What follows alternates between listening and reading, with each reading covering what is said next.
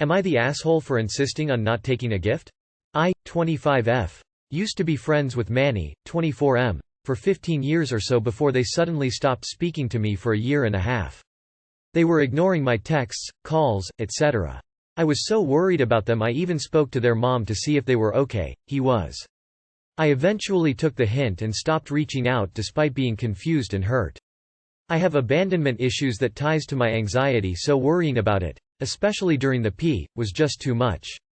He eventually reached out to me and said the reason he stopped talking to me was because he couldn't find his stash after we hung out one day, so he assumed I stole it. I don't have a history of stealing, but okay. Then he saw meaning in a photo I reblogged on Tumblr and assumed it was about him, though he couldn't tell me what post it was. He said he didn't want a confrontation, so he just stopped talking to me for a while. He told me that he eventually found his stash when he moved 6 months later but was too afraid to say anything. After talking things through, he offered to still be friends. I said I would have to think about it, and I did. I came to the conclusion I didn't want him back in my life because I felt hurt that he would not only assume I stole from him but then didn't even give me the chance to defend myself, fix what happened, or even tell me why he was upset. I told him this and he understood but wanted to drop off an art piece he made that was inspired by our friendship. I told him I appreciated the offer but I would rather not take it. He asked why and I said I don't want a reminder of what we used to have in my home. I made peace with his absence months ago and I feel the painting would just be salt in the wound. He got offended by that and told me that I was an asshole because it feels like I'm not really accepting his apology. I told him no again and he kept pushing. Every few days I'd get a 10-minute segment where he calls over and over again, followed by a text every 5–10 minutes for a few hours asking if I'm over it yet. So eventually I told him, leave me TF alone, I don't want your stupid Sea King painting. He told our other friends and they think I'm the asshole because I didn't have to be so harsh and mean about it and I was being petty by not just taking it. So AITA? Mini update. Also found in comments. I got a call. It's 3:30 in the morning. This happened about 45 minutes 1 hour ago. From my mom in a tizzy thinking I was going to commit unalive. I'm not. Apparently he called her saying I sent him a goodbye message and he was worried, so he wanted to swing by, so she gave him my address. He appeared on my doorstep like 15 minutes later, banging on my door demanding to be let in so he could hang the painting. He sounded drunk. I didn't answer the door and told him to leave or I'd call the cops. I ended up having to call them. When the cops showed up I answered and saw Manny here with 2 friends, one, Kimberly, equally drunk, and the other, Gavin, sober. I assume they drove. Both friends, not Manny, he was too busy yelling at a cop, ended up yelling obscenities at me. I guess when the cops pulled up Gavin was peeing in the bushes by the sidewalk, my mailbox, so he was in handcuffs by the time I opened the door. They all ended up leaving in cruisers and Gavin's car is still in my driveway, which sucks. But now I really feel like an asshole for causing all this drama over a Sea King painting. Nope, nope, nope. Not the asshole. He can't have his cake and eat it too. Can't ditch you when he feels like it and then just randomly appear again and expect you to be okay with it. You did the right thing in not accepting the painting. He's giving off creepy vibes, so document all of these weird calls and texts. Actually, probably blocking him too would be a good idea. If the mutual friends you both have just automatically take his side without at least hearing your POV, they're probably not friends to hang on to either. Absolutely not the asshole, and your friends are being very unfair in their assessment of the situation. He dropped you with no discussion or explanation for something you didn't even do. You are not at all obligated to accept his apology after such a hurtful act. He's the one that threw away a 15-year friendship. I wouldn't accept his apology either. Who's to say he won't dump you again the next time he loses something or takes imagined offense at a social media post? He's hurt you once and no reasonable person would blame you for refusing to make yourself vulnerable to him again. Not the asshole. He messed up and is looking for absolution, but you are not required to take his art. Not the asshole. Instead of speaking to you, he assumed you stole his stash and was subbing him. I wouldn't take the gift either. Some friend Manny is. Not the asshole. This guy needs some help. IDK. Am I the only one who would have taken it but thrown it in a closet or the trash once they're gone? Just to not go through that awkwardness? Edit. I was under the assumption, I know I need to stop making assumptions, that Manny already knew we're op-lib, so I thought it was no big deal for him to drop it off and purposely not be home. Leave it on the doorstep. but turns out Manny doesn't know where Op lives, so this just seems sketchy. He wants to come drop it off. He thinks you are an asshole for not accepting his apology. Nobody has to accept an apology, that's not how it works, just wow. Not the asshole. Not the asshole, he destroyed the friendship. He doesn't get to force you to take his fake apology painting just so he can feel better about himself. Am I the asshole for making my parents leave my house? I, 43M, was finally able to purchase a neat 3B, 2B house under my name for about 3 years now. Thankful for their support in order for me to live my best life. I agreed to let my parents move in with me after they decided to sell the smaller mobile home we previously lived in.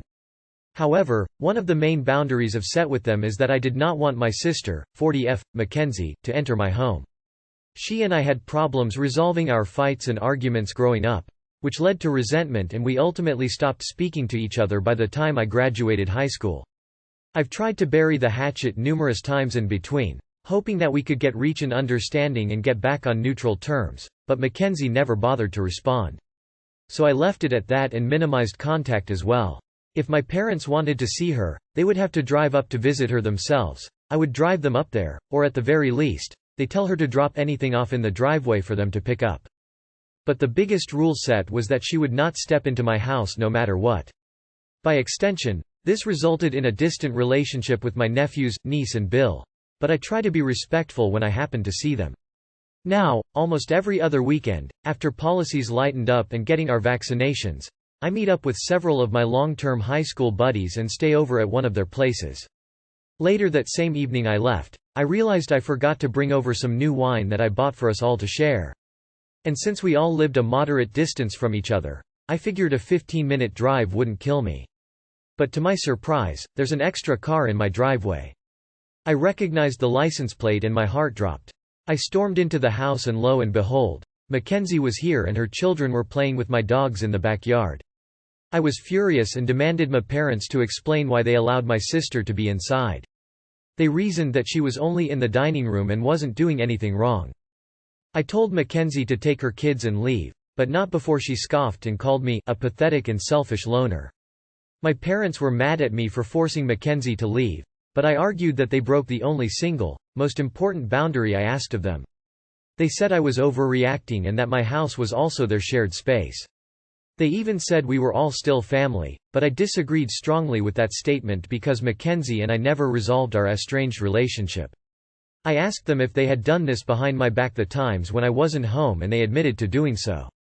I felt overwhelmed and told them they were going to stay at Mackenzie's place for an indefinite amount of time. They apologized and told me to just get over it, but I refused. So they packed several of their belongings and I drove them up to my sister's house while getting an earful on the entire way there. Am I the asshole? Not the asshole. You are justified in having this boundary, and it's your house. If they wanted to see your sister, they could either have objected when you made the boundary, rather than sneaking behind your back, or just not move in with you. Not the asshole. You might have to change your locks. Somehow your parents equated moving in with, we live here now so it's our house too so we can do what we want. That's not how it works. They apologized and told me to just get over it. Haha, that's not what an apology is. They're disrespectful. Not the asshole. My house, my rules. If I let you live in my house, you do not have to like my rules. But you will comply with them or you won't live there anymore.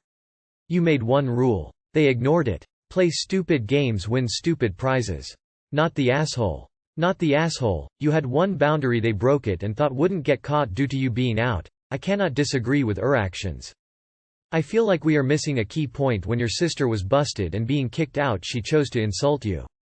Not apologize. Not try to make amends. Insult you. That should have been a sign to every adult in the room that she doesn't respect you and has no desire to have any kind of relationship with you. Your parents aren't being parents. They are taking advantage of your generosity while breaking the one rule you have. And the fact that they wanted to basically act like nothing is wrong after hearing what she said to you makes me angry for you. You are not the asshole. But the rest of your family sure is. Not the asshole. The whole idea that, but it's family, is rooted in anthropological survival psychology. Sounds like Op did the math and his mental well-being is better off without this other person in his life. That's actually a pretty healthy perspective as compared to two other approaches people take. 1. Thinking they can change another person, or 2. Tolerating toxic people. Good for you. Opt for setting boundaries. Problem is parents are the worst at respecting them. They think they know better than you, and as your parents they can overrule you. You are probably stuck with this living situation, so I hope you can find a solution. Not the asshole. Don't let your parents in without supervision. They will try to force a relationship you don't want. I'd tell them that next time they bring your sister, they are banned from your house. Am I the asshole for refusing to sleep in the same bed as my mom? So I've, 16F, been arguing with my mom, 41F, for a year or so because I don't want to sleep in the same room with her. We moved into our house 2 years ago, and back then, my mom didn't want anyone to use the guest room, so I didn't really find it strange that we had to share the same bed. It's been 2 years, though, now, and she still forces me to sleep in the same bed with her. She says that ever since she's been a child, she's never slept alone, and with my dad out of the picture, my sister and I are the only ones there for her. I have several of my own reasons for wanting to sleep alone, most importantly my hypervigilance and PTSD flashbacks, which make sleeping with others as simply exhausting and overwhelming. Another reason, though, is just for the sake of privacy. I very much don't like the idea of sleeping in the same bed as my mom as a 16-year-old. My mom has been avoiding talking with me about this, so I decided tonight that no matter what, I was going to sleep outside. Anyways, the first half of our convo was coherent. She said she couldn't sleep alone since the divorce. I suggested she speak to a therapist or a religious advisor. She said she liked having someone to snuggle. I suggested she get a pillow or stuffed bear she can snuggle. She said she was never bothered sleeping in the same bed as others in Pakistan. I said I felt bothered to be sleeping with her and that was a legitimate problem. Here's where things get heated. My mom started getting upset and said I was being selfish by taking her one happiness away from her. She said that I always got what I wanted and she hated it. I was confused at this and asked her to give me examples. She said that I wanted to be a lesbian, I wanted to disbelieve in religion, and I wanted to wear my own clothes, and she put up with it. I pointed out that if she had to bring up not controlling the clothes I wear as a supportive thing she did, then that was a bit of an issue. She started getting really angry and said that I was out to hurt her and I always used my mental issues to get away with everything. I got really hurt at this. I was in therapy and just recently had to stop because of financial issues. But I'm actively working through my depression, anxiety, and PTSD. I thought it was hypocritical of her to say that because every time she blows up on me, she blames it on her anger issues, and unlike me, she doesn't put in the effort to work through them. Eventually, she told me I'd have to start doing everything myself. She told me not to ask her to do anything for me and that I'd have to learn to drive by myself. Then, she took away my phone, my Apple Watch, and my earbuds and told me that I wouldn't be getting them back until I slept in her room again. I thought I was justified in my decision to stand up and say no, but I feel like a jerk because she kept saying that she only ever asked for one thing and that I was taking away her only happiness. Am I the asshole? Not the asshole. This is fucked up on your mother's part. Kids should not be a cuddle buddy, not at your age anyway. Her issues with sleep are her own, not something she should be coming to you to address. Not the asshole. You shouldn't have to sleep anywhere which makes you uncomfortable. Do you have any family members nearby you can stay with for a bit? Your mom trying to blackmail you is not okay. Not the asshole. You poor kid. Your mom has very unhealthy codependency issues and it makes my teacher blood boil that she's put that shit on you. She's incredibly manipulative. You are human. You deserve privacy, the right to your own body and space. Never let anyone telephone you otherwise. Not the asshole. If sleeping in the same bed as her daughter is her only happiness, then she absolutely needs therapy. You aren't wrong. Do you have anyone at school you can talk to, an adult I mean, like a guidance officer or a trusted teacher or someone who can help? I understand that part of her behavior may be due to the cultural background, but this isn't okay, not even a tiny bit. I feel so sad for you, and I hope you can see from all the comments you're going to get on here that not only are you not the asshole, it's really important you reach out to someone who can help change this situation for you. Not the asshole. Your mom's dependency on you sleeping in her bed is not normal, is not healthy for either of you. How long does she expect this to go on? She knows you're just about old enough to move out to your own home, not just your own room? Have you asked her what she expects will happen if you move away to college or get a job and move out? Please talk to someone in your school about this so you can help your mom and give yourself a normal life. You were very mature and considerate to try talking gently, explaining, but you can't get through it, has to go further. Do not continue to put up with this, because if you do, you'll find yourself at 30 years old still sharing your mom's bed, and her downward spiral will be too much to ever get out of. Not the asshole. Kiddo, you gotta get out of there for the sake of your own sanity. I'm really sorry you're experiencing this. It shows a codependence on your mother's part that is so unhealthy. Everything you've said is great advice for her. And she cannot force you to snuggle with her. Is there a relative you can stay with or a job you can get to help you get your own place? Good luck. I'm wishing you strength and positivity with your mental health battles, and the battle with your mother. You can do this, you're in the right. Not the asshole. Your mom has serious boundary issues she needs to work on. I'd call CPS honestly. This isn't healthy or normal. Please keep doing good in high school. Hopefully you can get some awesome scholarships to get out of there once you graduate. Even some boarding school options aren't a bad idea. Not the asshole. Am I the asshole for taking my mother's ultimatum? So I had gotten a job and eventually started making money for myself to save up while I was living with my parents so I could move out eventually. After I got my first few paychecks, I asked my parents to take me to our cell phone provider. They both agreed and both congratulated me on saving money to buy my own phone. I invited my boyfriend to come along with us, to which he agreed. Now my dad, being the greatest man alive, paid for half of my phone and told me just to pay him back little by little so that way I still had money to buy some stuff if I wanted. Fast forward a couple of weeks and I had finished paying off my dad and still paid for my phone bill by myself. This is where my mother comes in. After those weeks my mother approached me and asked if I could give them just a bit more money than my phone bill to help out with the utilities and such while I was staying there. No big deal. I agreed and started giving about $200 every 2 weeks to pay for my phone and help with the internet and water. After a while at my job I was fired for missing too many days due to watching my nieces and nephew while my sister and my mother went out and did errands. They would stay out almost 8 hours a day pretty much every day, and it would consistently make me late for work. I got wrote up twice because of it, so the company let me go. I keep watching my nieces and nephew and eventually got a new job at a smaller retail chain store.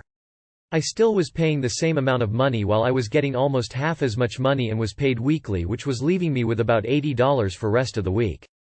But after a few months I was getting more and more frustrated with my mother. We were always having fights and at each other's throats and screaming at each other.